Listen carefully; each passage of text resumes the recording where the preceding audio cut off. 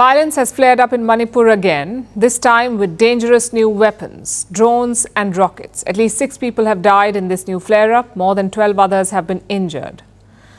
And residents are fed up with the constant violence. Today, students hit the streets of Imphal. They slammed the government for its inaction. And how did the cops respond? With a crackdown. Some protesters were repelled with tear gas.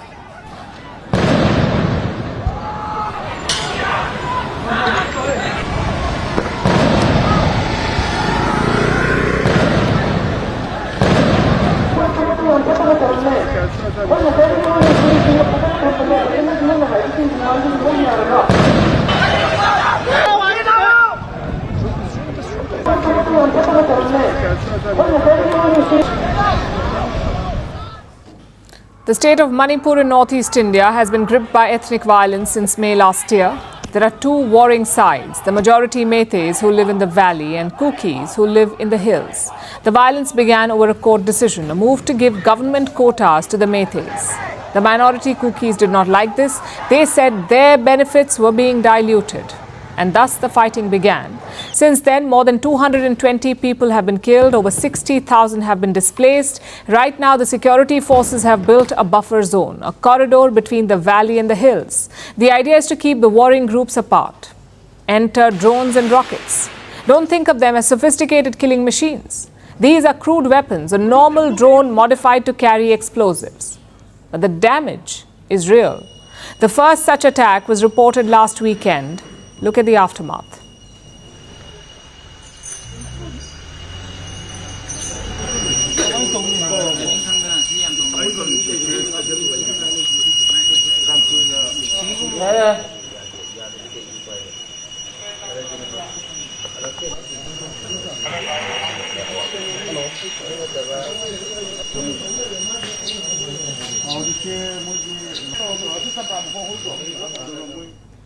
Kuki militants are said to have fired these drones.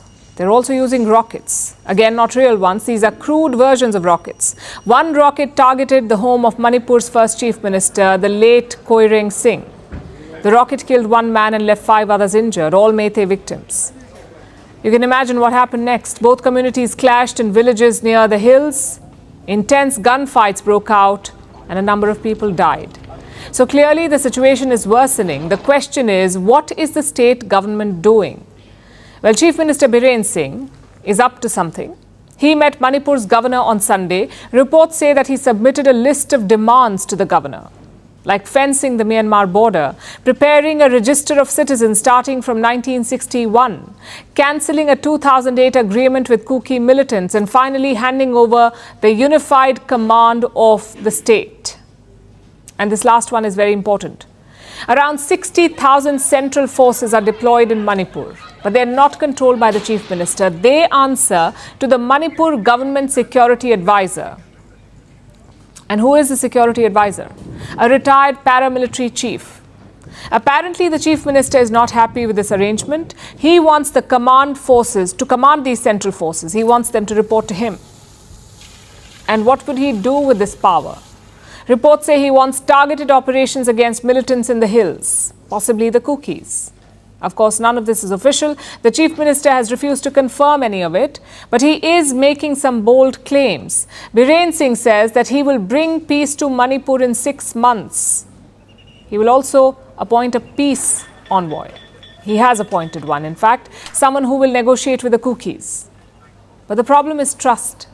Most Kuki groups do not trust the chief minister. They've accused him of fanning the flames. So will they agree to sit down with him? Will they trust his promises? That is the big question. You cannot bet on military solutions to ethnic violence. Just look at what happened this time. Central forces kept the 2 warring sides apart. So what did the Kuki militants do? They turned to drones and rockets.